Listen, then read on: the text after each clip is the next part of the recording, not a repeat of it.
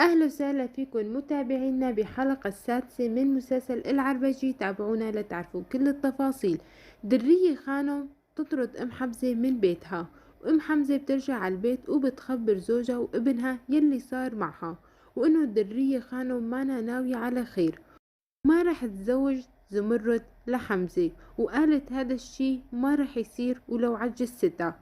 وأبو حمزة بيتعصب كتير وبيقول ما عاد ينسكت للدرية، صار الوقت ليتصرف معها. عبده بيروح لعند أبو سليم وبيطالبه إنه يدفع الأجار يلي عليه لبلقيس خانم، أو رح يتصرف هو. وأبو سليم بيقول إنه مو فارقة معه ويعمل اللي بده إياه.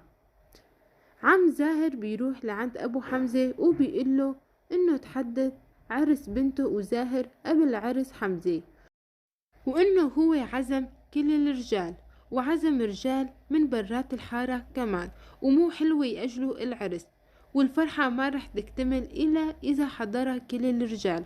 وبيضطر أبو حمزة يأجل العرس قدام كل كباريت الحارة بعد ما بينحرج. زمرد بتبكي ومقهورة من يلي عم بيصير معها ومرضها اللي ما عم تطيب منه وكل يوم عم يزداد أكتر. وبدور بتزور زمرد وبتحطلها الدهنة. حسن بيقول حسنية إنه حكي مع أبوها وقوى علاقته فيها، وكل الأمور رح تكون لصالحهم. زهرة بتخبر نورية قصتها وبتطلب إنه تساعدها وإنه هي مظلومة. شومان بيحاول يتقرب من زهرة بس هي بصده، ونورية بتمنعه إنه يتقرب منها.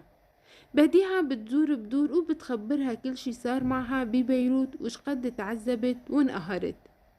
عبده بخبر بلقيس خانم إنه أبو سليم مو ناوي يدفع الأجار، وإنه تروح تخبر الست درية لتتصرف. وردة بيجيها الطلق وبتولد وبتجيب صبي والكل بيفرح وخاصة نوري. متابعينا، هاي كانت أحداث الحلقة السادسة من مسلسل العربجي. شكرا لكم على المتابعة.